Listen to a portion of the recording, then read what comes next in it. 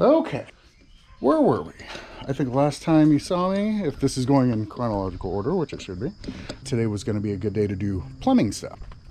I got in here, and really the only thing I had left to do in here was to cinch up that right there. Go ahead and connect that. And then put these air lines, like these vents right here on the top. They weren't finished at all. So I went ahead and drilled holes today and connected those, and those are done. So at the end of the day, I was really kind of like feeling pretty good that I was done with the plumbing. So I got in here and decided to go ahead and turn the water on just to find leaks. And sure enough, right on the back side of this, I don't know if you'll be able to see it. Here, I'll get the flashlight. Right there at the most difficult to reach place, I've got a leak. I think I can see where it's at. So I think, as a matter of fact, I wonder if I can crank it from here and... Okay, well, I was going back to look at the last video just to kind of see where I left you guys at, to see what I'd mentioned, what I didn't. I guess I just left you hanging at the leak. Well, I got the leak over here fixed. Were you worried? It's fine. Like, I had to, basically what I did was I just unscrewed it from out here and just pulled it on out, and it was fine. Like, I cranked it out. I just had to put some plumber's tape on here, and this one's fixed. Not a big deal. But I had ended up having to kind of go to work shortly after that and left it, and I came in this morning to see a little puddle right there.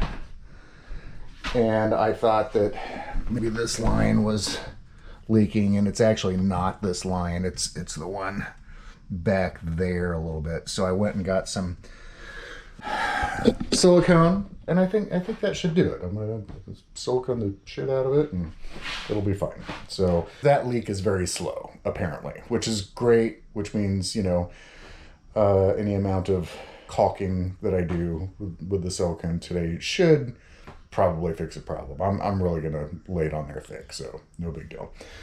After that, I'm gonna go ahead and plug the pump in and see if everything's pumping, see where it's gonna leak, because I'm sure it's gonna leak somewhere. Oh yeah.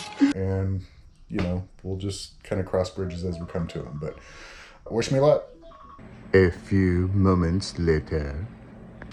Moral of the story, when this is all said and done with, I'm gonna make a whole video about the things that I would do differently if I had it to do over again.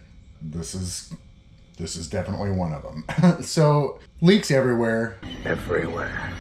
You know, I kind of counted on it. It's fine. They're relatively easy to fix. The problem is everything is so built in and so kind of custom that I can't exactly easily get to everything. So, you know, I'm getting it fixed. I fixed 1, 2, 3, 4, 5 leaks.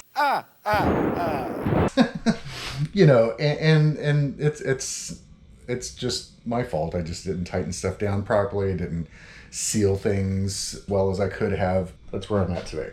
I kind of think, I don't know. I don't want to knock on wood. Shut the f up! I might not have any more leaks, Bro. but I haven't turned the flow on to my appliances yet either. My espresso machines, my toilets. So this is kind of what I'm doing today, actually. This is just kind of sitting in here like this, right? And it just sort of sits on that shelf like that. The problem is there's not really a way to screw this down, to hold it down. Like I guess I can industrial adhesive it. Glue.